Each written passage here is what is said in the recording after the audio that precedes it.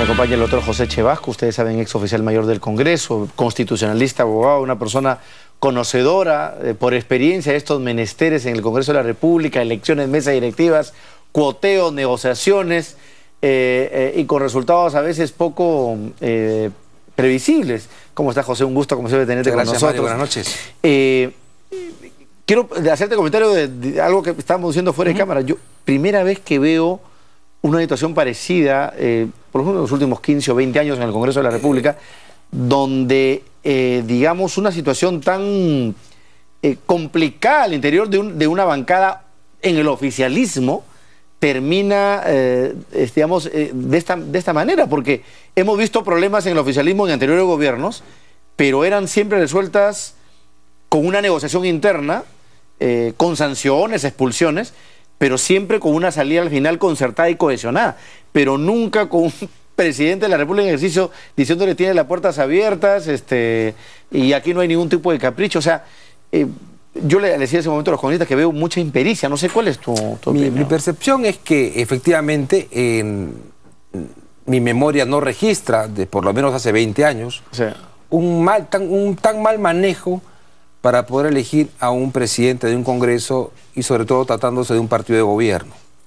Creo que hay fugas al interior, ya lo hemos notado, y eso obedece pues a una falta de gobernabilidad en el partido político que gobierna, ¿no? Tremendo. Que dicho se pasa, no es una novedad, ¿no? Lo hemos visto en el gobierno aprista, lo hemos visto en el gobierno toledista, incluso en el fujimorismo.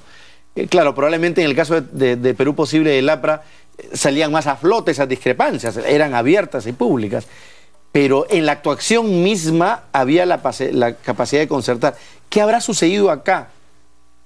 Debo entender que este sector de representantes, en su mayoría de provincia, han estado postergados, me imagino, en buena parte de las decisiones, poco escuchados, entonces no se han Acordémonos que cuando hubo la crisis de gabinete, la última, muchos parlamentarios de oposición querían votar en contra de o no votar la confianza casualmente, porque en ese instante hicieron notar su descontento ante los ministros porque nunca eran recibidos, nunca eran escuchados, no se les convocaba a Palacio de Gobierno a reuniones de coordinación y consiguientemente esta facción de gente que no se siente escuchada al interior del partido es la que ha realizado este amotinamiento, digamos así. Pues.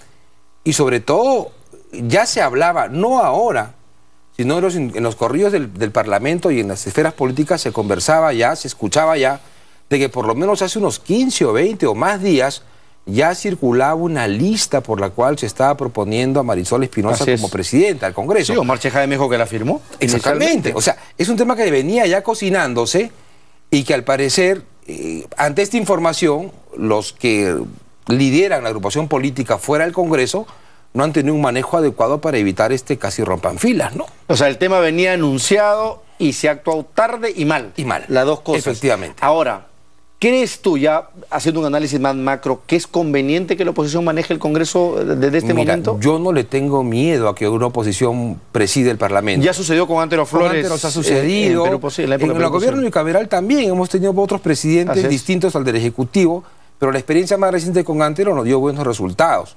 Y creo que fue una experiencia concertadora, además, de ¿no? Concertación, sobre todo en el cuarto año, como es vamos a entrar en un cuarto año, ¿no es cierto? Ya el poder, pues un poco que se ha subido, ¿no? Ya comienzan a estar en los niveles, digamos, de la cima. Así es, los desgastes. Exactamente, hay un desgaste de poder que podría recuperarse, entiendo yo, a que si un presidente de oposición puede establecer un contrapeso con el de gobierno, creo que el Perú ganaría. Gana el Ejecutivo y gana el Congreso. Porque cuando la población perciba de que dos presidentes, dos agrupaciones políticas distintas consensúan acuerdos, toman en cuenta temas de agenda común, elaboración de temas económicos o lo que fuere, creo yo que la legitimidad de ambos recuperaría, mejora. Así es, y ante la población tenía un buen colchón nuevamente para poder actuar. Y Pepe, ¿y por qué esa, digamos, ausencia, falencia en el Perú de concertar o de consensuar en función a una agenda? Lo que tú acabas de decir. O sea, hay, por ejemplo, yo me pongo a pensar ahorita en la agenda legislativa pendiente, porque hay varias cosas que se han aprobado. Tienes parte del paquete reactivador. Tienes una serie de reformas sustanciales, cruciales en el proceso de descentralización, que está haciendo aguas por todos lados. O sea, tienes una serie de temas que deberían significar, ¿no es cierto?, una concertación, una suma de esfuerzos. Y yo me pregunto, ¿hasta en esos las fuerzas políticas son incapaces de concertar en cosas que son de interés general? Es que no hay una visión de largo plazo. Nuestros políticos piensan en las elecciones futuras, pero no piensan en un país a futuro. Creo que el verdadero político tiene que romper esa visión cortoplacista y mirar una visión total, tener una vista de águila y comenzar a pensar realmente en que lo que están aprobando hoy tiene que tener un efecto en las futuras generaciones del Perú. Y no hay ese sentimiento. Creo que les gana el apetito político personal, de tal manera que no consensúan agendas, criterios, políticas. Le gana la quincena, dices tú. Están preocupados en la quincena más que en el largo plazo. Sí, están preocupados en las siguientes elecciones. Y estas cosas, pues, evitan de que se concluyan en acuerdos en los cuales, pues, el país ganaría, ¿no?, en temas de carácter económico, desarrollo, infraestructura. Y además que en realidad no amerita ningún tipo de discrepancia ideológica sustancial. O sea, son temas simplemente necesarios. En el que todos estamos de acuerdo que hay que abordar. Exactamente. Pero, o sea, son temas tan técnicos y tan de beneficio social y económico y lo que quieras, que ellos podrían fácilmente actuar, pero no. Les gana el apetito, el querer un cargo, el ostentar poder de repente y no tener una visión... El pequeño cuoteo. Exactamente. Entonces, eso pues nos dice mucho de la calidad de los que nos están gobernando hoy, ¿no? Lamentablemente, en lo que cada día empeora más. Ahora, yo hace un momento, bueno, ya la semana pasada hacía una reflexión acá con invitados, decía que esta crisis en el oficialismo yo creo que empieza a salir a flote en el momento mismo que pasan dos cosas. Que la señora Heredia descarta absolutamente una candidatura al 2016 y el segundo paso es cuando el presidente de su partido la nombra presidenta del Partido Nacionalista, su esposa. En ese momento digo, aquí pasan dos cosas, o el partido empieza a madurar, a consolidarse, o esto es un indicador de que el tema está yendo bastante mal. Creo que es el segundo caso de lo que está sucediendo, ¿no? Y conociendo un poco lo que se escucha en los correos, muchos estarían pensando en que no van a ser considerados quizás para la próxima lista al Congreso, ¿no? El gran temor. Exacto. La exclusión. Exactamente. Entonces estarían viendo ya para dónde es que me acomodo mejor para una postulación y una reelección. Por ende, coincidirás conmigo que una de las remedios, entre comillas, es que la señora Heredia vuelva a hablar de su candidatura para lograr nuevamente esa cohesión y tener horizonte, es decir, chicos, todos están en el tren, por si acaso nadie se va a quedar afuera. Exactamente, porque ahorita están seguramente pensando en apetitos personales y ¿en qué barco me embarco? Están preguntando quién va a ser el siguiente candidato. Así es. A la presidencia de la República. Si es o no de mi grupo, si me va a aceptar o no. Exactamente, creo que hay una... Porque finalmente Heredia tiene una perspectiva mucho más amplia de cohesión de todo su movimiento político. Exactamente, ¿no? Entonces, al faltar esto, comienzan a generarse pequeños líderes internos seguramente, y esto es parte de la crisis que se va a venir y con toda seguridad dentro de algún tiempo, ¿no? Esperemos que la bancada no se destruya. Yo personalmente quiero y quisiera eso. Creo que el Perú va a ganar si tiene una bancada de gobierno más cohesionada. Evitamos la fragmentación si esto se va, y para que el Congreso también tenga un manejo mucho más equilibrado, ¿no? Imagino que tú, entonces, bajo esas mismas razones, ves bien difícil que, digamos, emprendamos en esta gestión legislativa algún tipo de reformas que son cruciales para justamente mejorar la calidad de la representación política. Básicamente, el tema de... yo no creo mucho en la bicameralidad, pero en todo caso el tema de los distritos uninominales o el tema del financiamiento de los partidos políticos, que finalmente es la agenda de visión de país, claro, que deberíamos acometer justamente para mejorar aquello que estamos criticando en este momento. La calidad, ser más exigentes en los candidatos de los partidos políticos al Congreso, el tema de la renovación por tercios y otros, que modificando el sistema político y de elección y de transparencia y de control, podría mejorar la calidad de los congresistas. Mira el reporte que ha votado... transparencia. Exactamente, transparencia. Hay 1.400 candidatos a gobiernos municipales y regionales con sentencia. O sea, ni siquiera están siendo investigados. Señor, gente que ha sido condenada por robo, por defraudación, por juicio de alimentos. O sea, la política va a terminar siendo que el receptáculo discúlpeme, de la basura en el Perú. Es parte de la crisis, pues, de los movimientos regionales, pequeños grupos. ¿Y por qué hay movimientos regionales? Porque esta gente no puede surgir en el partido político, pues.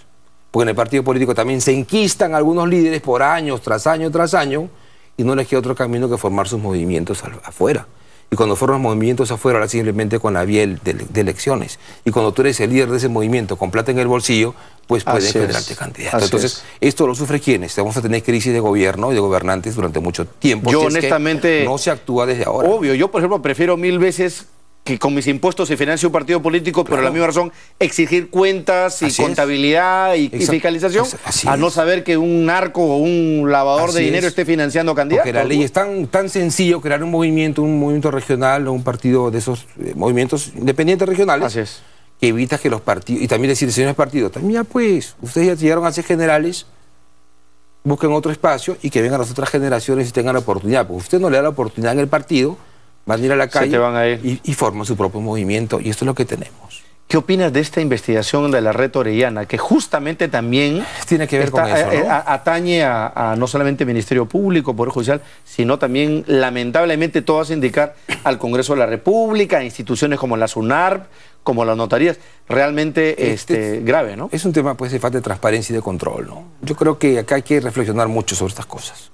Creo que merecemos un debate amplio, sesudo, a conciencia, para evitar ese tipo de cosas, ¿no? Que le hacen tanto daño a la legitimidad del país y a todos nosotros, ¿no? Así es. Pepe Echeverría, te agradezco mucho por estar esta noche con nosotros. Gracias por aportarnos con tus ideas y estaremos conversando más adelante. Correcto. Nos vamos con información en vivo desde Breña. Desde ahí nos reporta, como siempre, Juan Carlos Portilla. ¿Cómo estás, Juan Carlos? Buenas noches. Los últimos rincones de nuestra ciudad tenemos que conformar un gran equipo. Juan Carlos Portilla. Distritales que nos acompañen en esta aventura para continuar con este proyecto. Y los voy a ir nombrando cada uno de ellos para que los conozcan, para que los acompañen, para que los alienten en este duro camino que tenemos que recorrer. Y empezamos con Lima Este, en el distrito de Ate, a Vilma Palomino Mora, por favor. Mario, así es, estamos en el auditorio del Colegio Salesiano en el distrito de Breña, donde en algunos minutos más se va a presentar la alcaldesa de Lima, Susana Villarán, junto a su lista de regidores y algunos de los alcaldes o algunos de los candidatos a alcaldes de los distintos distritos en la capital. Algunos nombres conocidos, por ejemplo, en algunos distritos, San Juan del Urigancho, por ejemplo, Mauricio Rabanal, Vilma Palomino de Ate Vitarte, Basilio Rosell de Villa El Salvador y Arnulfo Medinas de Comas. También entre los 23 candidatos a regidor presentes se encontrará la señora Rocío Andrade Boteri, hija de Alberto Andrade, Juan Carlos Becerra Jara y Miguel Azcueta, entre otros candidatos que acompañan a Susana Villarán en esta nueva contienda electoral. Unas 1000 personas aquí reunidas aproximadamente. Hay bastante orden en este colegio.